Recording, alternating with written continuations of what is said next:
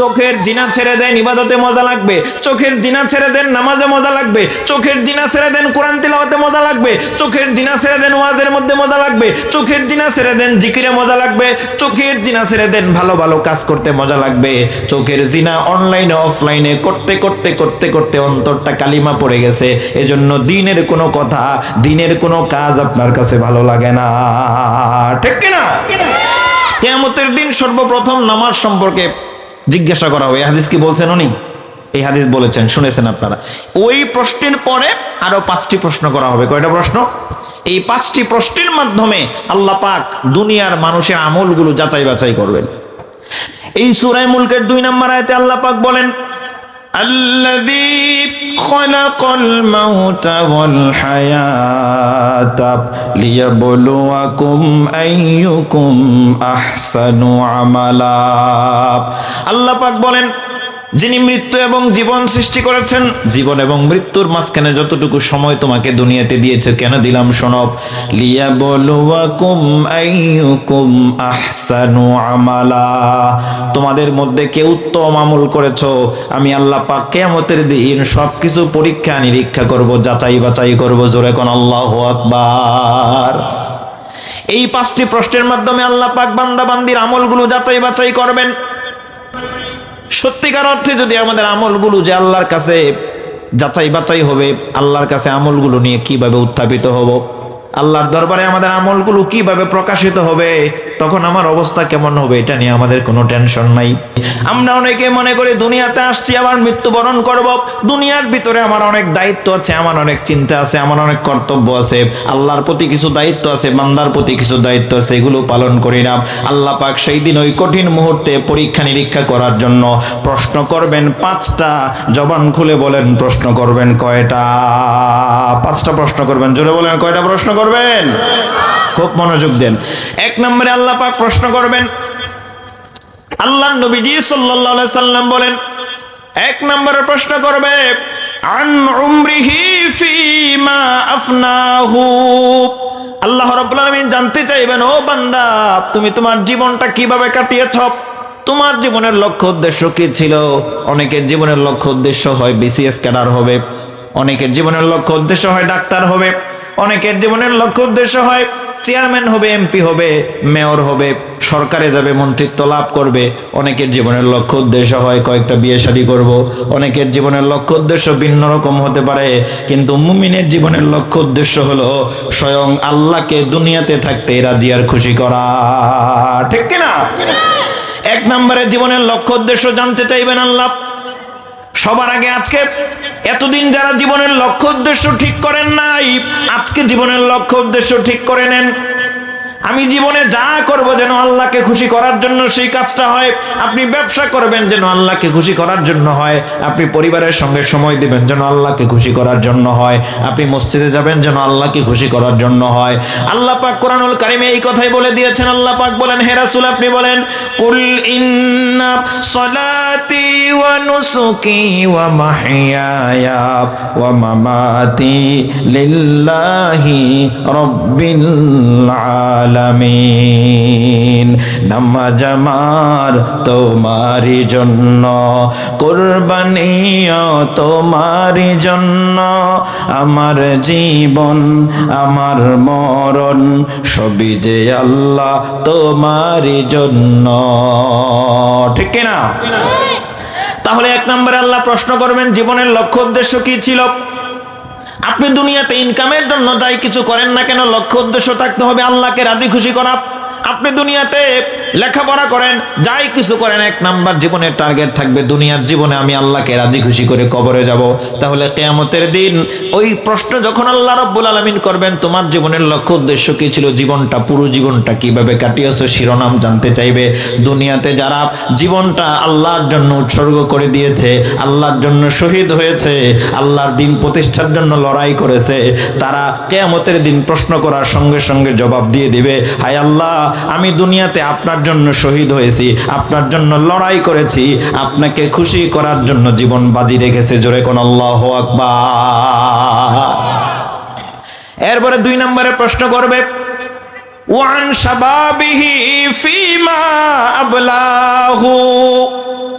তোমার যৌবনকালটা কিভাবে কাটিয়েছো? আল্লাহর কাছে জবাব দেওয়া লাগবে। ও আমার প্রিয় কলিজার টুকরা যুবকেরা, আল্লাহর নবীজি সাল্লাল্লাহু আলাইহি সাল্লাম, আল্লাহর নবীজির কাছে একদিন একদল যুবক এসে বলল, ইয়া রাসূলুল্লাহ, আমাদেরকে জান্নাতে যাওয়ার একটু সহজ রাস্তা বলে দেন। কি বলছে? জান্নাতে যাওয়ার সহজ রাস্তা বলে দেন।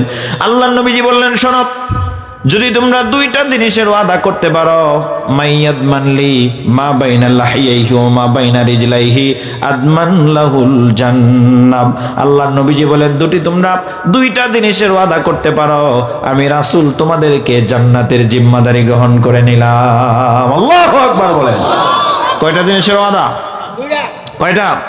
একটা হলো মা বাইনা লাহিয়াইহি, এই যে আমাদের দুইটা ঠোঁট আছে না, ওই যে মুরব্বীরা বলে না, কথাই দুধ ভাত, আর একটা কি, কথাই জুতার বাড়ি। তাহলে আমাদের এই জবানটাকে নিয়ন্ত্রণ করতে হবে। এরপরে বিশ্বনবীজি বলেন, মা বাইনা রিজলাইহি, এই আমাদের দুই উরুর মাঝখানে যা আছে, এক নম্বরে হলো, এটা হলো লজ্জাস্থান বোঝানো হয়েছে। তার মানে নিজেকে যে ব্যক্তি পবিত্র রাখবে আর নিজের জবানকে হেফাজত করবে, তার যৌবনকালটাকে আল্লাহর জন্য ব্যয় করবে, তার যৌবনকালটা আল্লাহর নির্দেশিত পথে ব্যয় করবে। আল্লাহর নবী বুঝাতে চাইলেন, এরাই কিয়ামতের দিন আল্লাহর প্রশ্নের জবাব দিতে পারবে, আর তাদের জন্যই রব্বুল আলামিন, আল্লাহর নবীজি তাদের জন্য জান্নাতের জিম্মাদারি গ্রহণ করেছেন। জোরে কোন সুবহানাল্লাহ। আমাদের যুবকদের চরিত্র নষ্ট করার জন্য নানা রকম সুযোগ আছে, এখন আছে না? নাই মনে হয়? আশেপাশে নাই? চরিত্র কিভাবে নষ্ট হবে তার টিকিট গুড়াউন খুলে নিয়ে বসা হয়েছে। যুবকদের চরিত্র নষ্ট হওয়ার জন্য আমাদের বর্তমানে যুব সমাজের চরিত্র কয়েকটা কারণে নষ্ট হয়, খুব ভালো করে। এক নাম্বার, বর্তমান সময়ে যুবকদের চরিত্র নষ্ট হয় মদ, নেশা, জুয়ার কারণে চরিত্র নষ্ট হচ্ছে। এদিকে নাই মনে হয়? হ্যাঁ, নাই। সূরাতুল মাইদার 90 নম্বর আয়াতে আল্লাহ পাক বলেন, ইয়া আইয়ুহাল্লাযীনা আমানু ইন্নামাল খামরু ওয়াল মাইসিরু ওয়াল আনসাবু ওয়াল আজলাম রিজসুম মিন আমালিশ শাইতানি ফাজতানিবুহু লাআল্লাকুম তুফলিহুন। আমার প্রিয় বন্ধুগণ, সূরা মাইদার 90 নম্বর আয়াতে আল্লাহ পাক বলেন, এক নম্বরে, ওহে দুনিয়ার মুমিন নারী পুরুষেরা শোনো, ইন্নামাল খামরু, নিশ্চয়ই মদ এবং নেশা জাতীয় যা কিছু আছে।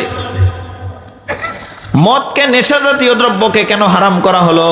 তাফসিরে খাজিনের মধ্যে আমি কামিলে তাফসির পড়াই, ফাজিরে তাফসিরে জালালাইন পড়াই, আমি তাফসিরে খাজিনের মধ্যে দেখলাম, কুল্লুমা খামারাল আকলাব, যা মানুষের আকলকে ঢেকে দেয়, বিবেকের উপর পর্দা ফেলে দেয়, এটাকে বলা হয় খমরুন। বিবেকের উপর পর্দা পড়ে গেলে কি হয়? ভালো মন্দের পার্থক্য করতে পারে না। আচ্ছা, তারা নেশা করে, মদ পান করে, তারপরে আরো আমি সব নাম বলতে পারতেছি না এখন, মদ, জুয়া, গাঁজা, ইয়াবা, ফেন্সিডিল, তারপরে ডেন্ডি, গাহাম, অনেক কিছু আছে। এইগুলা যারা সেবন করে, এদের আকলের উপর একটা পর্দা পড়ে। আকলের উপর পর্দা পড়লে কি হয়? ভালো মন্দের পার্থক্য করতে পারে না, কোনটা রাস্তা কোনটা জঙ্গল, এটা সে পার্থক্য করতে পারে না। এই জন্য মদ পান যারা করবে, নেশা যারা করবে, এদের মধ্যে ভালো মন্দের পার্থক্য করার সুযোগ থাকে না। এই জন্য মদ পান করলে, নেশা করলে যুবকেরা ধীরে ধীরে ধ্বংসের দিকে এগিয়ে যায়, ঠিক কিনা? নেশার কারণে অধিকাংশ যুব সমাজ ধ্বংসের দিকে এগিয়ে যাচ্ছে।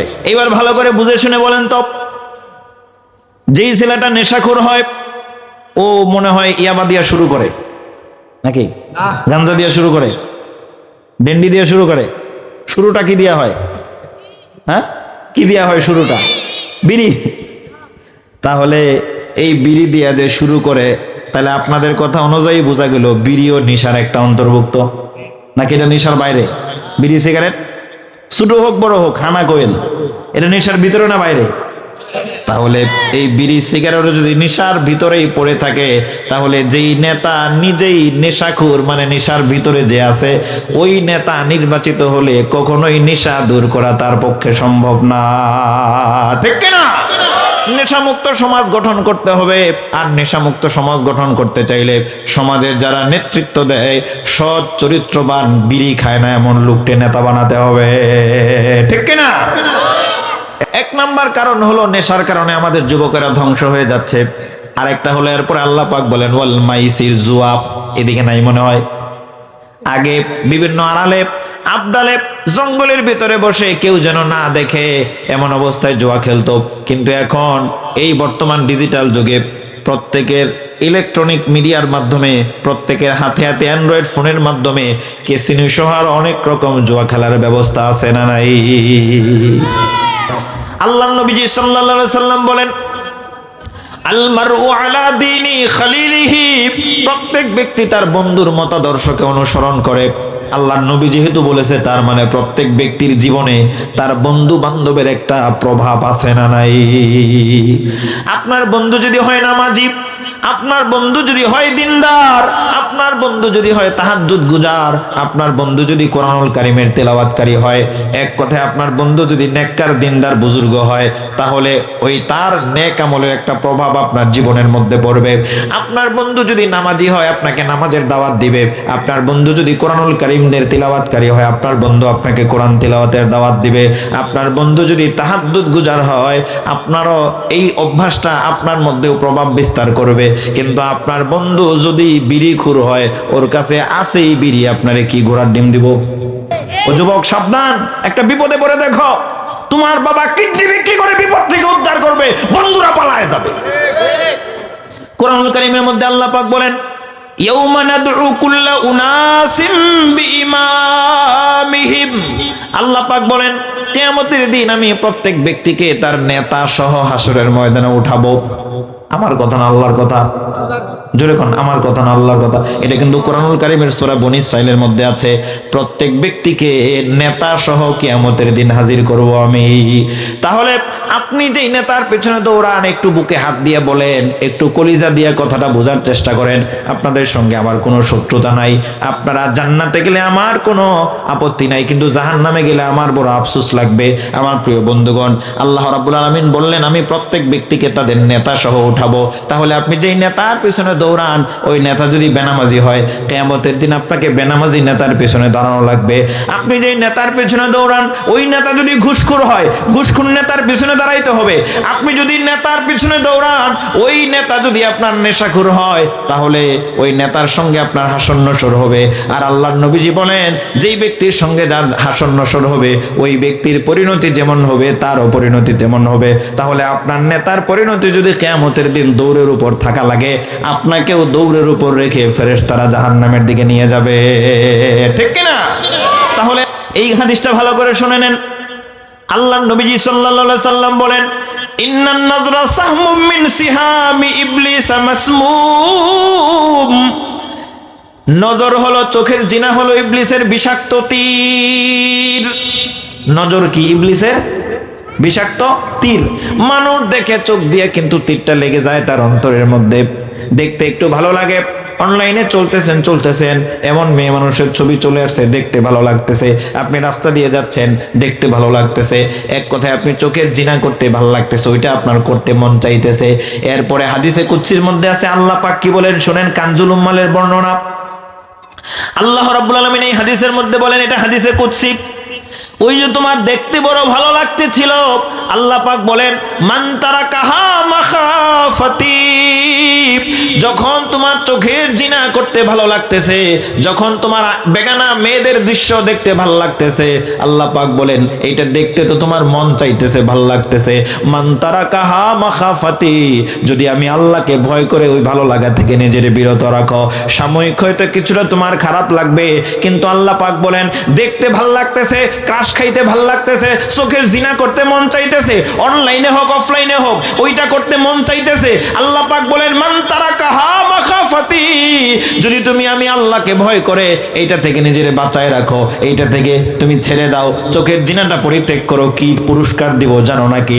আবদালতুহু ঈমানান ইয়াজআলু হালাওয়াতাহু ফি কলবিহি, তাহলে আমি এমন পুরস্কার দিব, এটার বিনিময়ে তোমার অন্তরে এমন মজা দান করব ঈমানের, যেটার স্বাদ তুমি তোমার প্রত্যেক ইবাদত বন্দেগীতে অনুভব করতে পারবে। জোরে কোন সুবহানাল্লাহ। চোখের জিনা ছেড়ে দেন, ইবাদতে মজা লাগবে। চোখের জিনা ছেড়ে দেন, নামাজে মজা লাগবে। চোখের জিনা ছেড়ে দেন, কোরআন তিলাওয়াতে মজা লাগবে। চোখের জিনা ছেড়ে দেন, ওয়াজের মধ্যে মজা লাগবে। চোখের জিনা ছেড়ে দেন, জিকিরে মজা লাগবে। চোখের জিনা ছেড়ে দেন, ভালো ভালো কাজ করতে মজা লাগবে। চোখের জিনা অনলাইনে অফলাইনে করতে করতে করতে করতে অন্তরটা কালিমা পড়ে গেছে। এজন্য দিনের কোনো কথা, দিনের কোনো কাজ আপনার কাছে ভালো লাগে না। ঠিক কিনা? দিন ভালো না লাগার আরেকটা কারণ কই।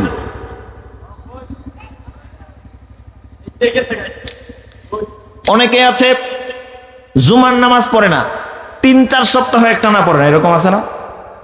এটা ব্যাখ্যা দেওয়ার সময় না, শুধু জানার জন্য বলি, শোনেন।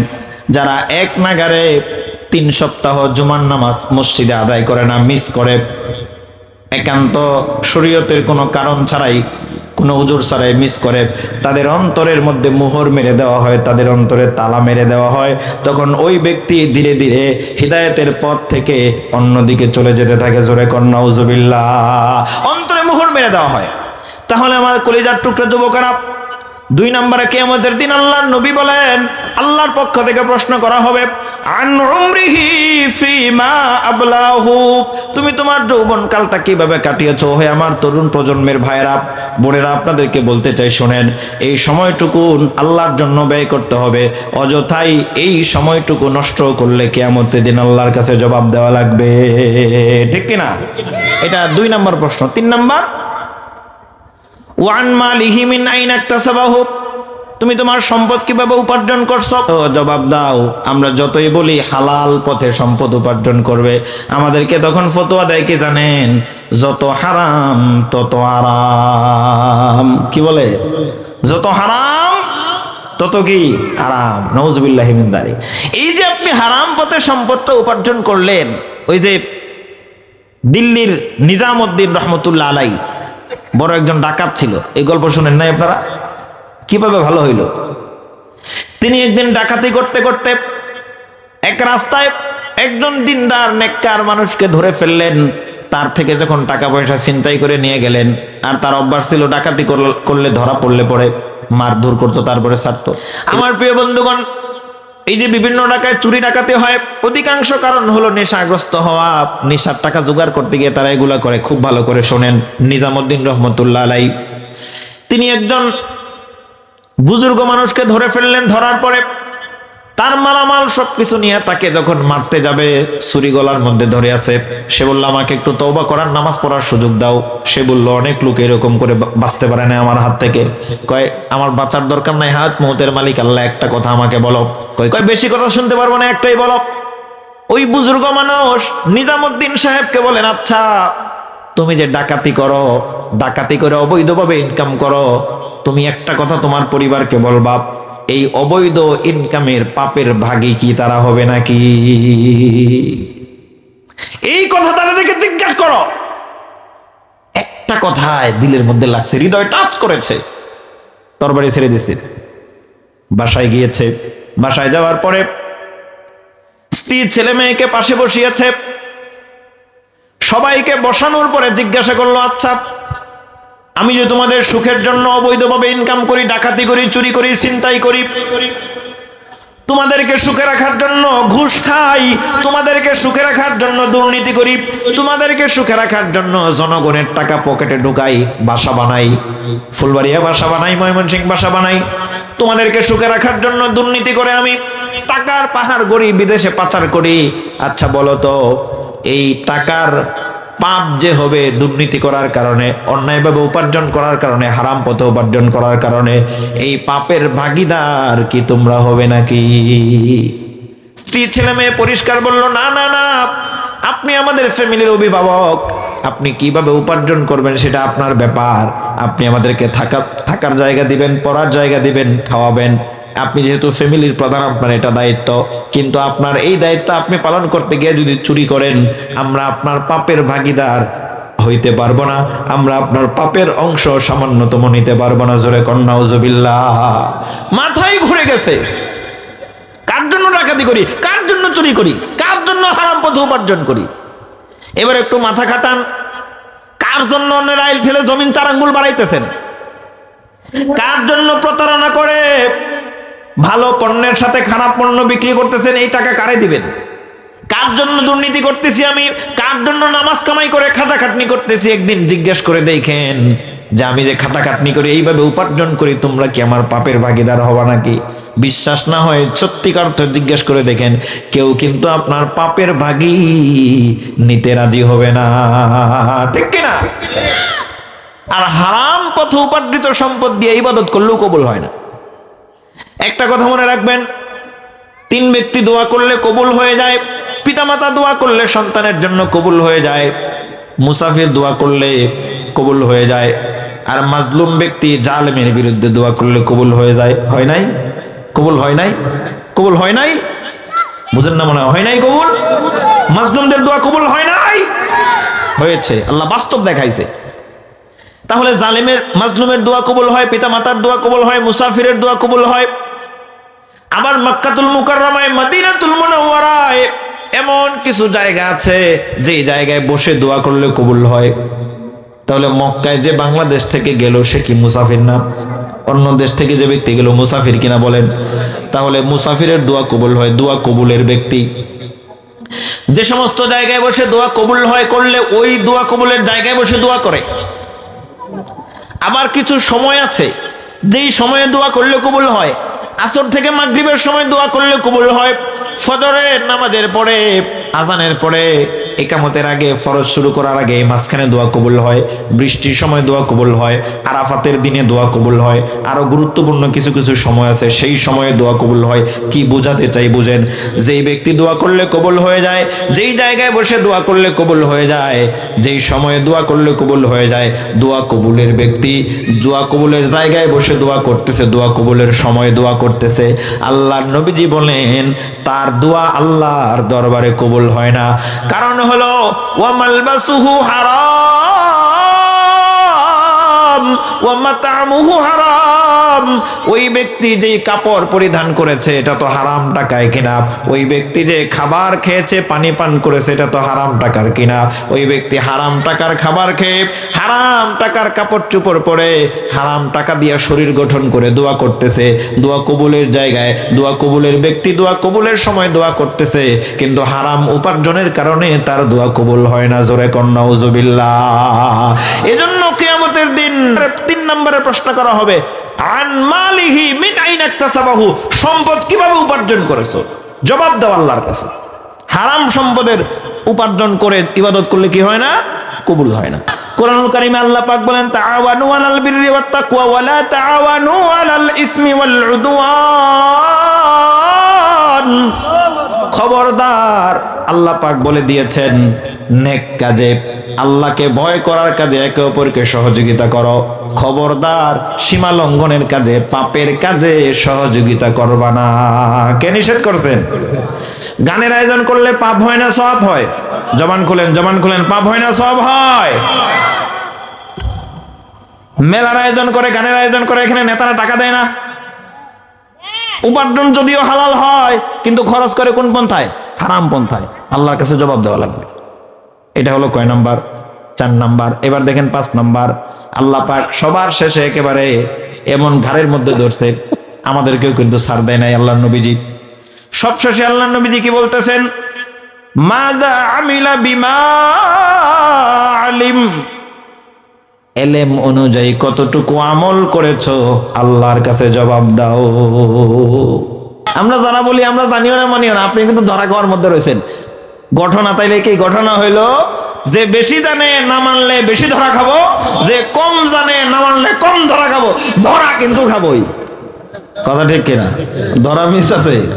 এই জন্য আল্লাহ পাক বলেন, আতা'মুরুনান নাসা বিল বিররি ওয়া তানসাউনা আনফুসাকুম, তোমরা কি নিজেদের ক্ষেত্রে উপদেশের কথাগুলো বলে যাও, অন্যের ক্ষেত্রে সেটা বেশি বেশি প্রচার করো নাকি?